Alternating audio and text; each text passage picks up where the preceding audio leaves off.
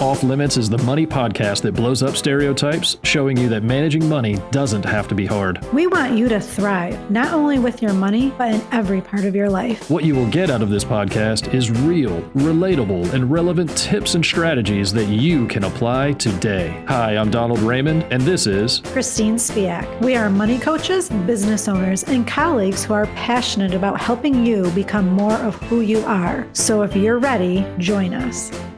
We set up these goals, and the word that was kind of bouncing around in my head as you were describing this rule, this principle, this philosophy about lending money to family, and the idea that they need to be black and white, I started thinking of the word boundaries. And there's books written on this, and it's not going to be tied to this episode directly, but there's just this idea of boundaries, right? You need to have clearly established boundaries.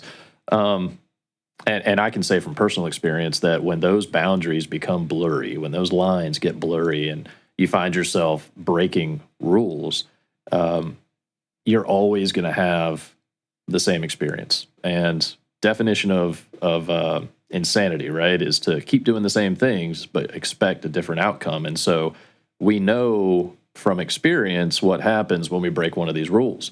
We also know from experience what happens when we stick to the rules. And you just have to remind yourself about that. You know, when you have these boundaries, when you have these lines, they're clear, they're very defined.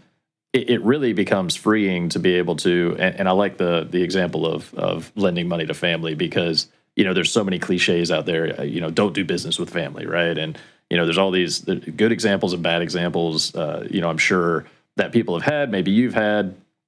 And, specifically when it comes to that one of the reasons that you don't do it is because you know what the outcome is, right? And so because of that, you need to remind yourself that the outcome when I break the rule is bad, the outcome when I stick to the rule is good.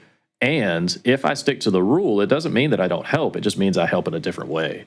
And that way may have greater impact for both people, right? Yourself right. And for the person that you're helping. The idea of, teach somebody to fish, don't give them a fish, right? You give them a fish and they get one meal. But if you teach them to fish, if you teach them to budget, if you teach them to handle their money, you don't just pay the bill because they came up short that week. All that does is teach somebody that every time they come up short, they can come to you for a handout. And you don't want that relationship, and it won't help them in the long run. What you want to do is help that person learn how to manage their money better and develop a financial philosophy that enables them to live the life that they want to and get to live because of these boundaries.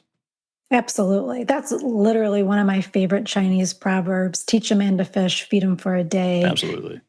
Or I'm sorry, give a man a fish, feed him for a day. Teach him how to fish, feed him for a lifetime. Yep. Yeah, one of my favorite philosophies for sure. So let's talk about maybe principles you already have in place that you don't really identify as one. Maybe it's just paying your bills on time, right? Like I'm not going to incur any late payments or fees because I'm going to make sure my bills are paid on time. Or maybe I'm only going to use the ATM at my financial institution because I don't want to pay fees for taking money out of an ATM at someone else's bank or a convenience store or wherever I am. So you may already have little simple things in place that help you. So we want to expand on that and think about, all right, let's really create rules that are going to get you to where you want to be in life overall. Yeah, and so this is a simple one, but, having a clearly defined boundary and not using ATMs that are outside of the network, not picking up that easy, convenient item at the convenience store, or at least if you're going to do that, having a budget that has some of that miscellaneous spend built into it so that when you do that, you can just capture it there and then you kind of hold yourself accountable so that you don't overspend that category in any given, time period, however you're budgeting. And so just a quick example I had to do with buying and drinking water. And a lot of us buy bottled water. Some of us may live in areas where we can't even drink the tap water. And so if that's you have to have another solution. And some of that might be something like a water filter. I did a quick review that I posted on one of my channels where I compared the cost of bottled water purchased as an individual bottle, purchased by the case, or filtered from a source, a safe source like tap water, local, community water that you might have access to. And for the average across North America is where these numbers came from. But the cost of a individual bottle of water is somewhere in the neighborhood of 5 times more expensive than if it's purchased as a case. And so I've just developed a habit where I always pick up a case of water anytime we go to the grocery store, and I just have bottles of water available at the house that I keep in the cars, and I fill all the cup holders in both of our vehicles, so there's always water available. That way we never have the temptation to run into the store and buy that individual bottle.